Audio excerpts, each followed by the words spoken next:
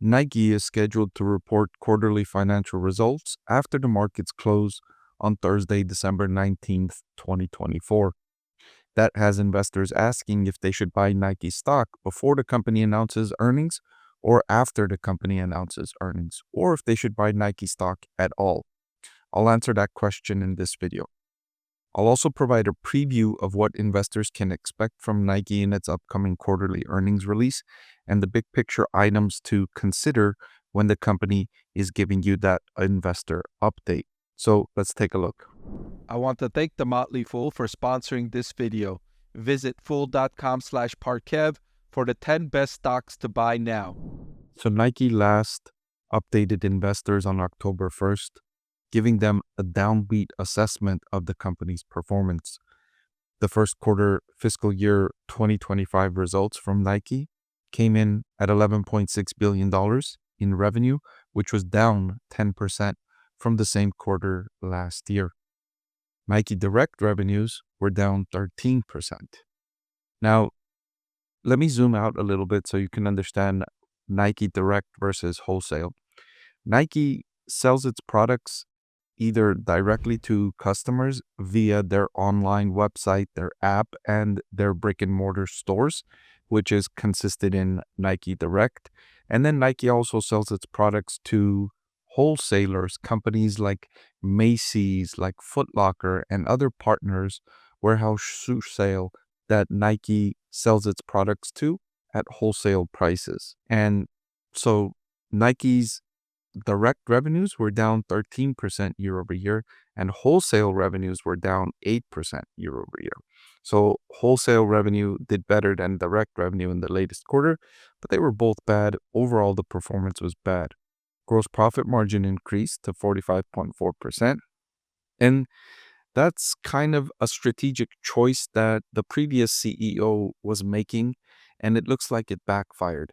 The previous CEO was working to improve Nike's profit margins.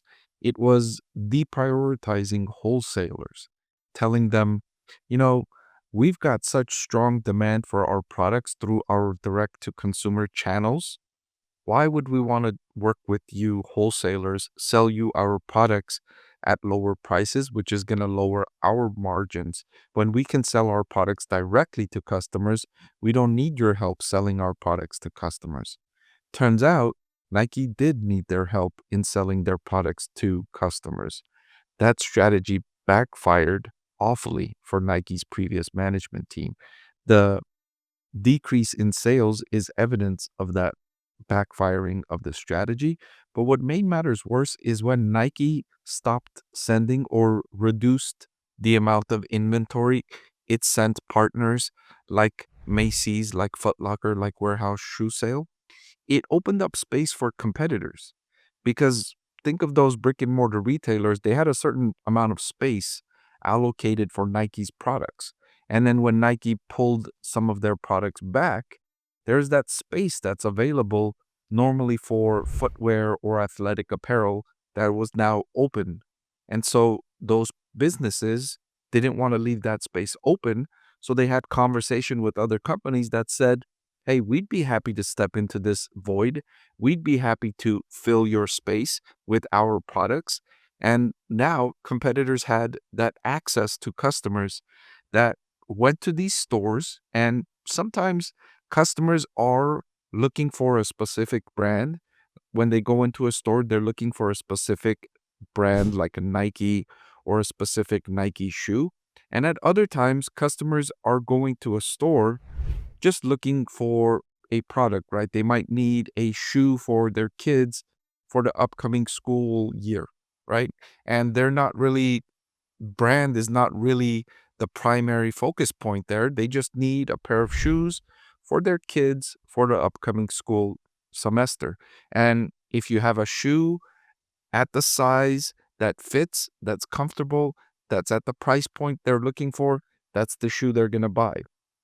And that's what's been happening to the detriment of Nike. Nike management didn't think that was going to happen. Nike management overestimated their brand power, the previous Nike management team overestimated their brand power. They thought when customers went to these stores and saw Nike products were not there, or the specific Nike product they wanted wasn't there, they thought this customer would instead just go to the Nike website or the Nike app to find the product that they're looking for and buy the Nike product. Instead, what's been happening is the customers went to these stores. They didn't see a Nike product at size 7 in the color that they wanted, so they bought maybe Adidas product or a Puma product or whatever other product that was available at the location they were shopping. And so this strategy is the primary reason why Nike finds itself where it is today, with sales declining and with the CEO out. So new CEO, Elliot Hill, took the helm as of October 14th, and the initial focus seems to be on revitalizing the brand. Less focus on the big premium products that have become saturated. For instance, maybe they had, one popular um, shoe design that they really, iterated on several different forms, several different colors, and really burned out that one particular design. Now, Nike management wants to broaden out consumer demand, iterate more products, a broader portfolio, less reliance on those key products and less saturation on those key products, make them feel more scarce, right? For those sneakerheads that really love Nike products, when you're, continuously releasing the same brand, the same style, you're reducing the scarcity of that particular style. And so Nike wants to bring back some scarcity, and the initial discussion seems to be that they're going to bring back wholesalers. They're going to revitalize those relationships with wholesalers, those relationships that the previous management team deprioritized. This new management team is talking about prioritizing them again, given how negative the results were from the previous management results. So a lot remains to be seen from Nike. This is what investors should look out for from the company's upcoming earnings release. The strategic focus is going to be more important given that there's new management coming in and settling in and making a plan. That's going to be more important, in my opinion, than just looking at the numbers, whether or not revenue grows or revenue falls, or earnings grows or earnings falls, or the margins increase or decrease.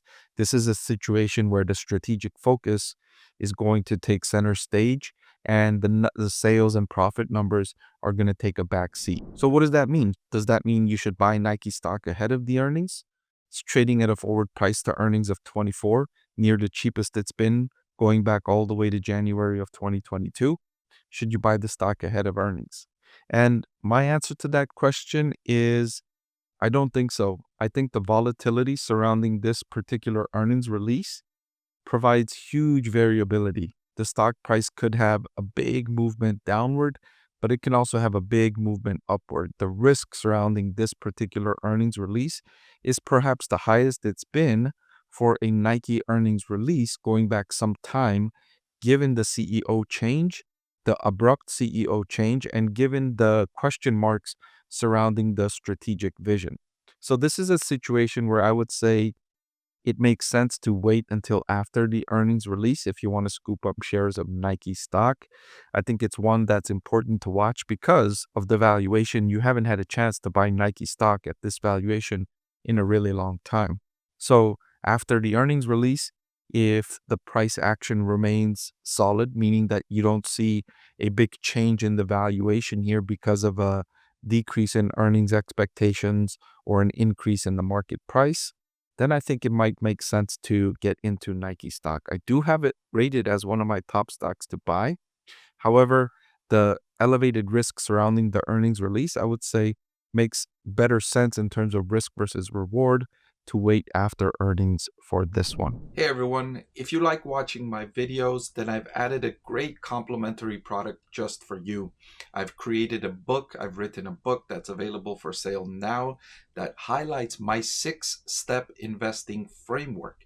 Even if you don't follow that investing framework, just reading it and knowing how I evaluate stocks will make it a lot more interesting and informative to watch my videos. I've added the link in the description below.